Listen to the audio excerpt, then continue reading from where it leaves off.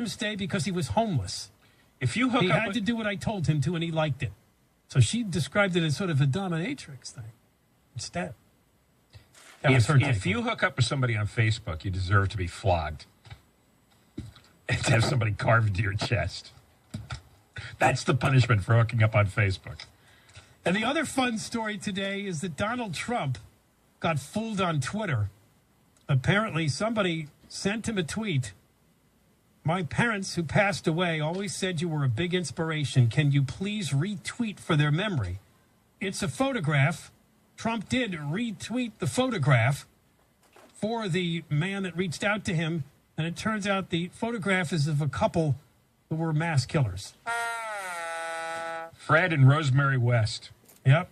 20 years ago this happened. And now Trump is threatening to sue. What's the big deal? It's just a freaking tweet. Some jerk fraudulent. He's got 2.6 million followers, Shannon. How many do you have? I don't care. Oh. Donald takes himself very seriously.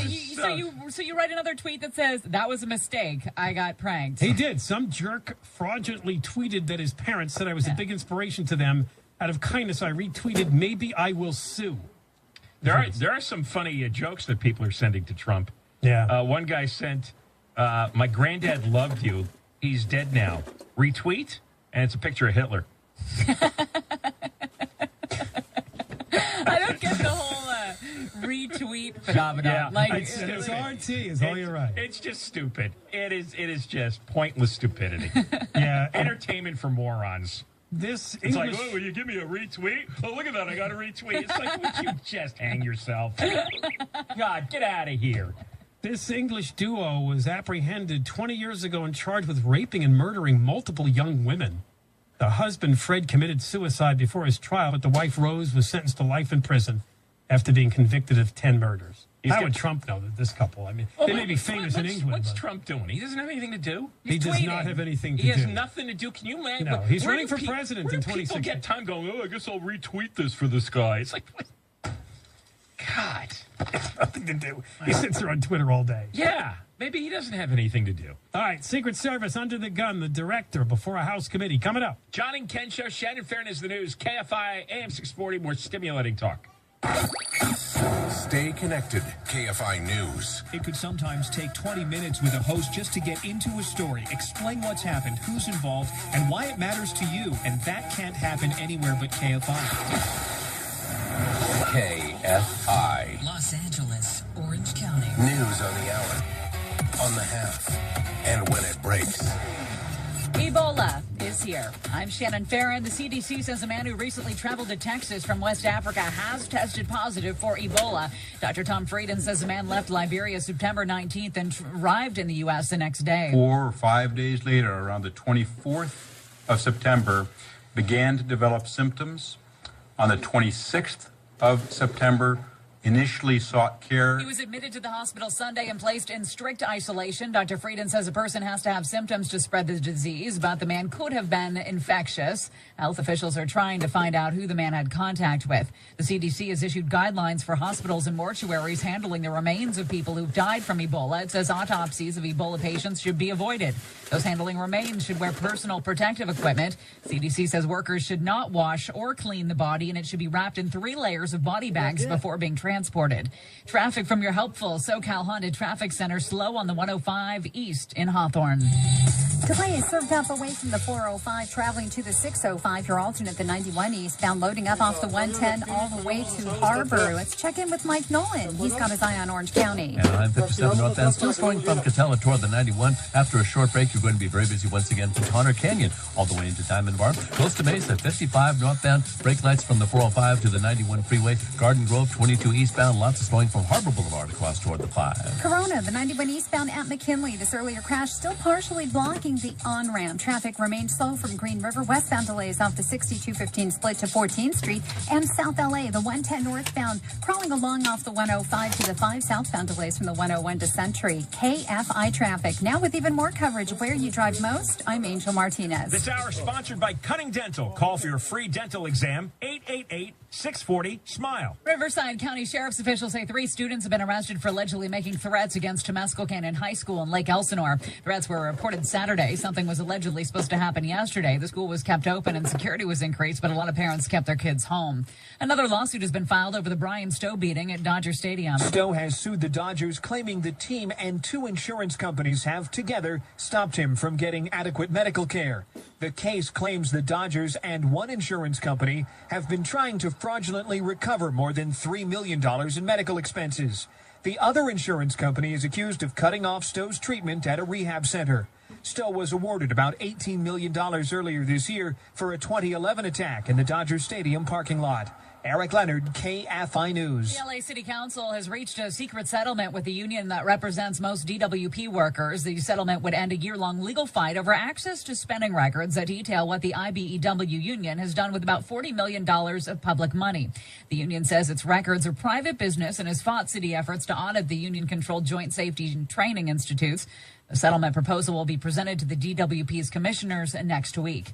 LAPD Chief Beck says the city's system for managing injured officers needs fixing. He says a new city audit will help find the specific reasons for why the number of claims has increased over the last few years. He says a small percentage of the cases are fraud and says he's willing to assign more detectives if needed. We have to make the system better. The system is very cumbersome. It can take a long time for officers to get legitimately needed treatment. That keeps them off longer. Mayor Garcetti has warned the city will go after anyone gaming the system. People in San Bernardino County may be seeing red. Fire officials say that's the color of a new flag they're flying. To notify residents that there's a red flag warning in their area. Tracy Martinez with San Bernardino County Fire Department says red flags at fire stations have an immediate benefit. Keep a better eye out for smoke in the area or for someone throwing a cigarette out their window. San Bernardino County has declared a stage 3 drought, and a red flag means suspend all burning and other fire hazard activity. Fire officials say winds are one of the biggest unpredictable factors during a red flag warning. David Cruz, KFI News. The LA Dodgers and iHeartMedia have signed a multi-year deal to keep AM 570 the official radio broadcast home of the team. iHeartMedia is a parent company of KFI. The new partnership includes an equity position in AM 570 for Dodgers owners. Vin Scully recently announced he will be back for his record 66th season with the Dodgers. Terrifying to think about who's on the road with you. An example next.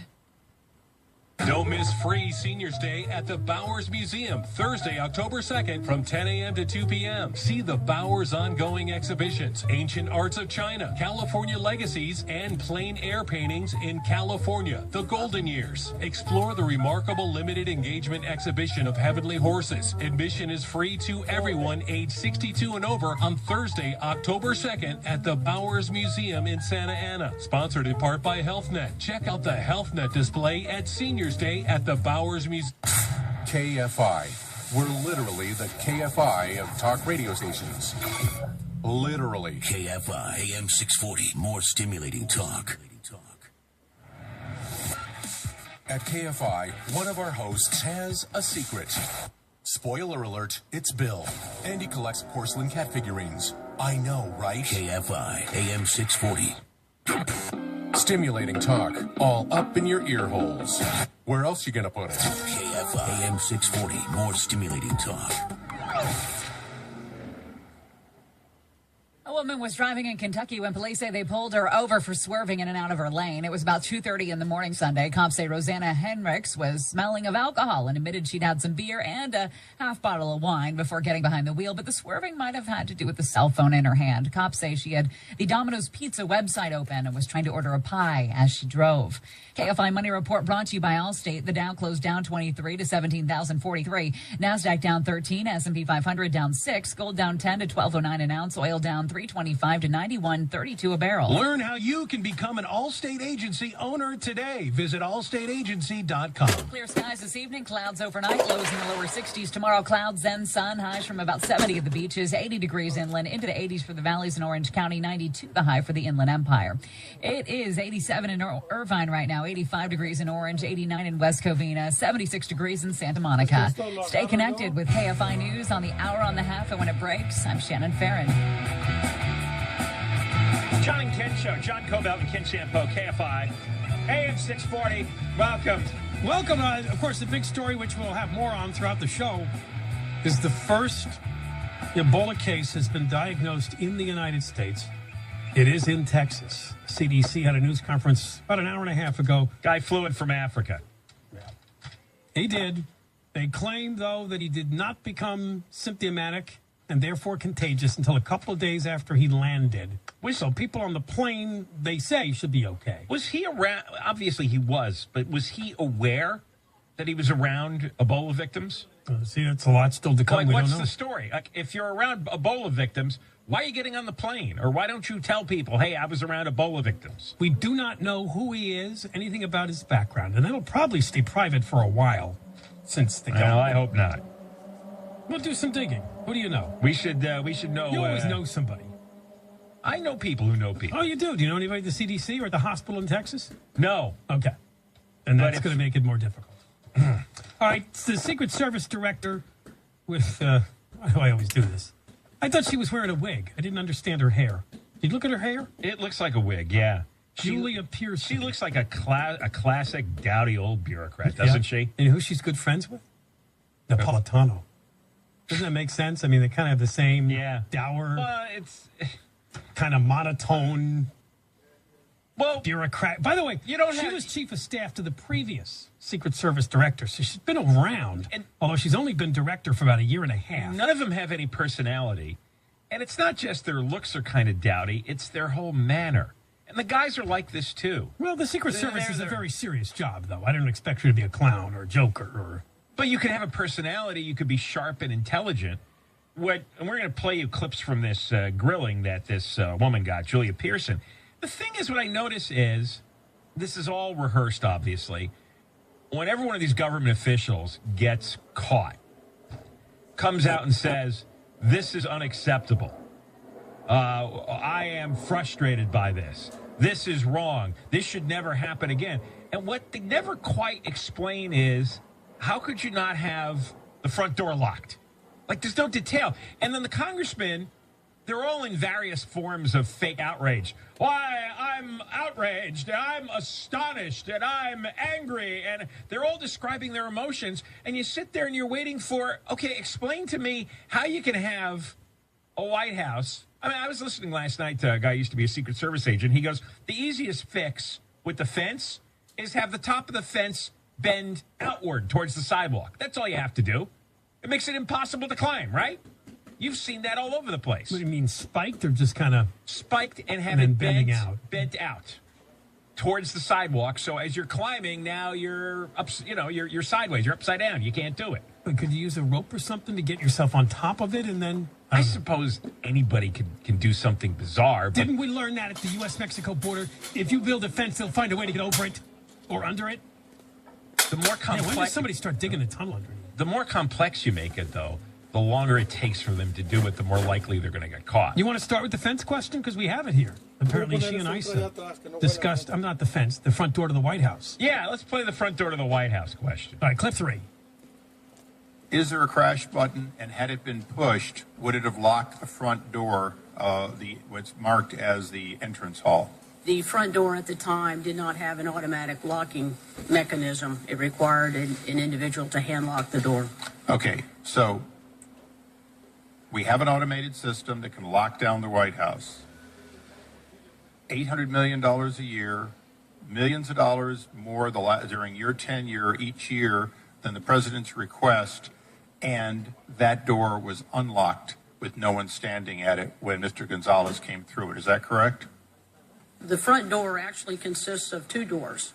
There's an outer door, which is a glass, almost described as a storm door. No, just like a and house. An inner door, which would be a wood, ornamental, historic door. The outer door, the glass storm door, was not locked. The internal wood door was in the process of being hand locked. Okay. Bottom line is, automated locking is a capability within the White House, but not at that entrance at that time.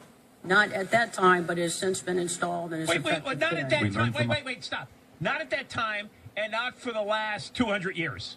She makes it sound like, it was just that day. Look, you've never installed an automatic lock on that front door. So how come he doesn't ask, why in the last 200 years didn't you install an automatic lock on the front door? And so nobody, and it's like this, he gets all, dramatic in the form of his question. And she drones like a bureaucrat. And they don't quite get to the idea with all the $800 million, with all the employees, with all the high-level security geniuses at the Secret Service. Nobody ever said, hey, let's spend a few bucks and get an automatic lock. How does that happen? What goes on all day with these people? What do they do with their days? It says here the agent who tackled Omar Gonzalez had been serving on the security detail for Obama's daughters, had just seen the family depart via helicopter minutes earlier. He happened to be walking through the house when chaos broke out, and the intruder dashed through the main foyer. He was off duty. He was. He was about to go home. See, I think the answer to your question is, John, because this has never happened before, nobody's bothered to think about an automatic lock on the White House door. But just because we've always managed to get somebody who's jumped the fence from getting into the White House. But when the president travels, we're treated to the 35-car motorcade, right? Yeah. Which blocks traffic for hours. That's right. What was the story about he wanted to go play golf in New York and none of the clubs wanted him? Wanted him because it was a busy weekend. Nobody'd be able to play golf. What happens when Obama goes to a hotel? The Secret Service shuts off entire floors and they do bomb dog sniffing, sweeping. When he travels, you're right.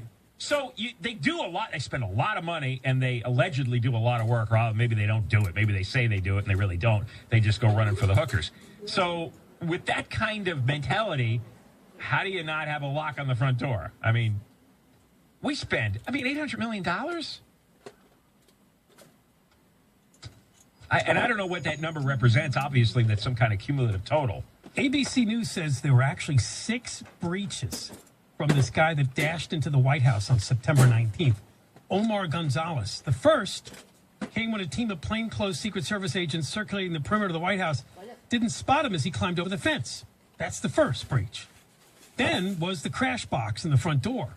When you spot an intruder, you're supposed to hit the red button on the crash box, but apparently the alarm never went off. And as we learned yesterday from the Washington Post, the White House ushers thought it was too disruptive, so it was all turned down, it was muted. Right. So he's able to get over the fence. There's no guard on the lawn or outside the fence to stop him. There's no guard at the front door. There's no lock on the front door. There was no guard at the front door either. There was no guard at any of these points. The plainclothes agent failed to spot someone climbing the fence.